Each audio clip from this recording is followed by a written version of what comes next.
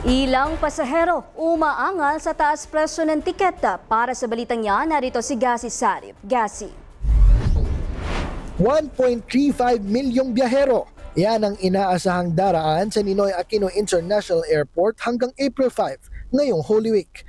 Ang pasaherong ito nag-expect ng matagal na pila at maraming aberya, kaya maaga pa lang ay nag-book na.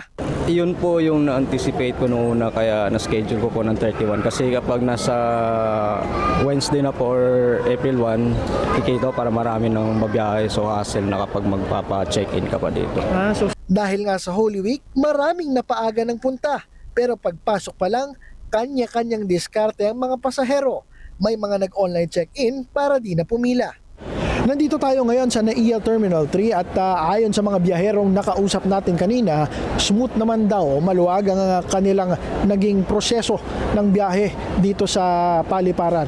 At makikita nyo sa aking likuran, nandito yung mga check-in counter at meron ding mga online counter na kung saan may mga nag-a-assist. Huwag natin kalilimutan na merong ulat na inaasahang lalagpas sa 1.35 million ang dagsa ng pasahero ngayong Semana Santa dito sa NAIA.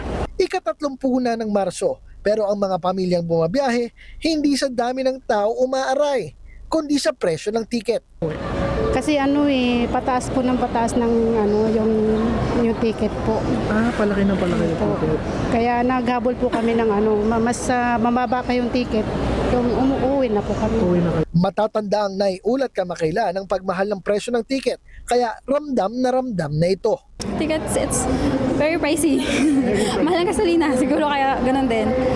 Samantala, upang maibsan ang pasanin na ito sa mga pasahero, nagdagdag ng tauhan sa check-in, immigration at security at mas marami na rin ng oras sa assistance desk.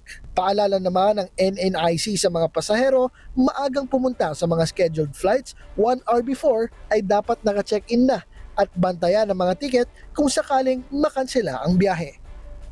Mula rito sa NAIA, ako si Gasi Sarip, nag-uulat. Maraming salamat sa iyo, Gasi Sarip.